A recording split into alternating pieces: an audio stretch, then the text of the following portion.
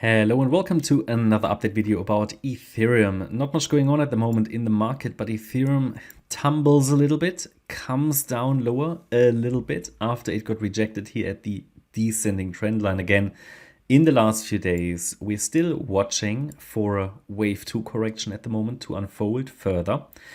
In this wave 2 correction, which is normally an ABC correction, A wave, B wave, C wave, the assumption is that we're now in the C wave.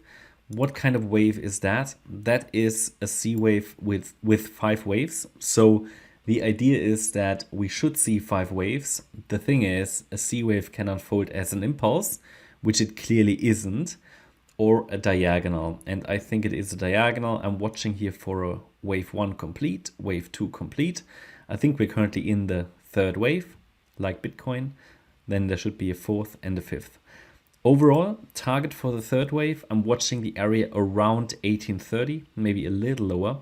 Target for the wave 5, I'm watching for around about 1781, but I will be able to give you a much more precise price target as soon as we have the low in for the 3rd wave and a possible top for the 4th. Then we can calculate much more precisely a target for a 5th wave here. But yeah, overall, further downside still expected. I know it is very stubborn. The thing is, due to this boring sideways action, it could very much be that the B wave of wave 3 is still unfolding. It could, for example, unfold as an Elliott Wave triangle. Now, I can give you, I said that in the Bitcoin video as well, I can probably give you 10 wave counts for this here.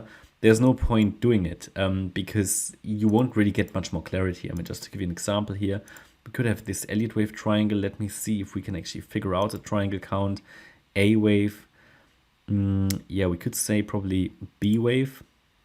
Let's see if we actually get one. C wave, D wave, E wave. Could very much be that this triangle finished here.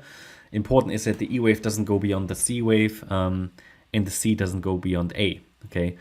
Now, to be fair, this is not the best triangle count, but it's a valid one. And then we could have a breakout to the downside, or that B wave could just have unfolded as a WXY structure where the B wave sits here or here. But there are so many different counts we can add here.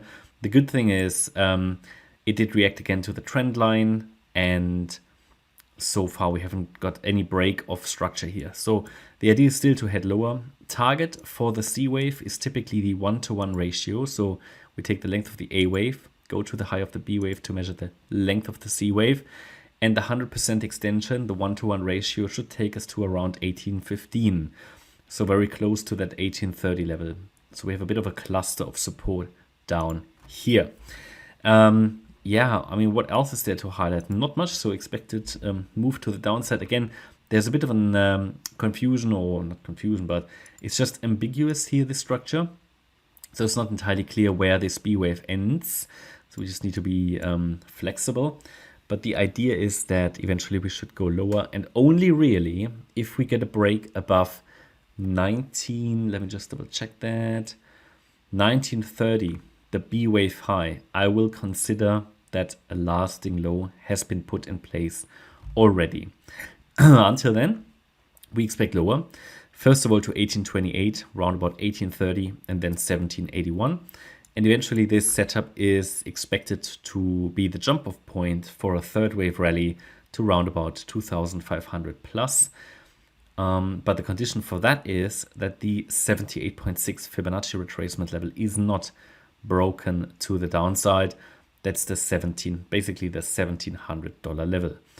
Yeah, that's my update about ETH. I hope you liked the update. If you did, please hit the like button, leave a comment and subscribe. And if you really like the content, then please check out the channel membership. Thanks a lot for watching. Bye-bye.